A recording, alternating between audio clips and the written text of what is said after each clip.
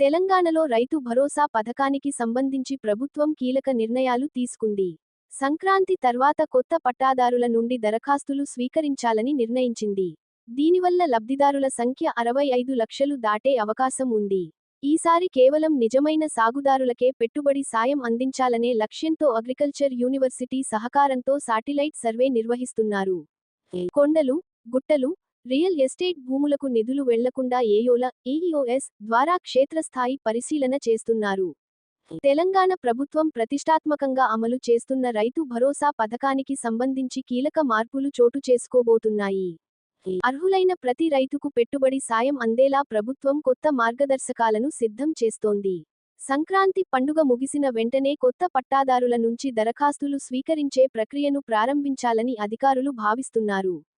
వానాకాలం సీజన్ ముగిసిన తర్వాత కొత్తగా పట్టాలు పొందిన సుమారు 80,000 మంది రైతులు తమ సమీపంలోని వ్యవసాయ విస్తరణాధికారులను ఏఈఓ కలిసి దరఖాస్తు చేసుకునే వీలుంటుంది. గతంలో సాగు చేయని భూములకు, కొండలు, గుట్టలు, రియల్ ఎస్టేట్ వెంచర్లకు కూడా పొరపాటున నిధులు వెళ్లినట్లు ప్రభుత్వం గుర్తించింది. ఈసారి అలాంటి పొరపాట్లకు తావు లేకుండా కేవలం సాగులో ఉన్న భూములకు మాత్రమే నిధులు ఇవ్వాలని నిర్ణయించారు. నిజమైన సాగుదారులను గుర్తించడం ద్వారా ప్రభుత్వ ఖజానాపై అనవసర భారం తగ్గుతుందని, ఆ నిధులను అర్హులైన పేద రైతులకు మళ్లించవచ్చని ప్రభుత్వం భావిస్తోంది. సాగు భూములను పక్కాగా గుర్తించేందుకు అగ్రికల్చర్ యూనివర్సిటీ సహకారంతో శాటిలైట్ సర్వేను కూడా నిర్వహిస్తున్నారు. అయితే కేవలం శాటిలైట్ డేటాపైనే ఆధారపడకుండా క్షేత్రస్థాయిలో వ్యవసాయ అధికారుల ధృవీకరణను కూడా పరిగణనలోకి తీసుకోనున్నారు. రైతు భరోసా నిధుల విడుదలలో జరుగుతున్న ఆలస్యం వెనుక ఆర్థిక, పరిపాలన పరమైన కారణాలు ఉన్నాయి.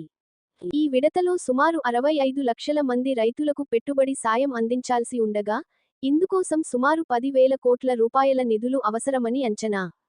ఈ భారీ మొత్తాన్ని సేకరించడం ప్రభుత్వానికి ఒక సవాలుగా మారింది. పాత రైతులతో పాటు కొత్తగా దరఖాస్తు చేసుకున్న వారికి కూడా కలిపి ఒకేసారి నగదు జమ చేయాలని ముఖ్యమంత్రి రేవంత్ రెడ్డి భావిస్తున్నారు. దీనివల్ల లబ్ధిదారుల సంఖ్య పెరగనుంది. రాష్ట్రంలో త్వరలో జరగబోయే మున్సిపల్, పరిషత్ ఎన్నికల దృష్ట్యా ఓటర్లను ఆకట్టుకునేందుకు ఎన్నికల నోటిఫికేషన్ కంటే ముందే ఈ నిధులను విడుదల చేసే అవకాశం ఉందని రాజకీయ విశ్లేషకులు అభిప్రాయపడుతున్నారు. కౌలు రైతులకు కూడా ఈ పథకం వర్తింపజేయాలనే ప్రతిపాదనపై ప్రభుత్వం కసరత్తు చేస్తోంది. సాగుదారుల వివరాలను నమోదు చేసే క్రమంలో పారదర్శకత పాటించేందుకు కొత్త సాఫ్ట్వేర్ను రూపొందిస్తున్నారు. ప్రభుత్వం చేపడుతున్న ఈ కసరత్తు అంతా పథకంలోని లొసుగులను తొలగించి, కేవలం పంట పండించే రైతులకు మాత్రమే లబ్ధి చేకూర్చడమే లక్ష్యంగా సాగుతోంది. అనర్హులను తొలగించడం ద్వారా వ్యవస్థను ప్రక్షాళన చేయవచ్చని అధికారులు భావిస్తున్నారు.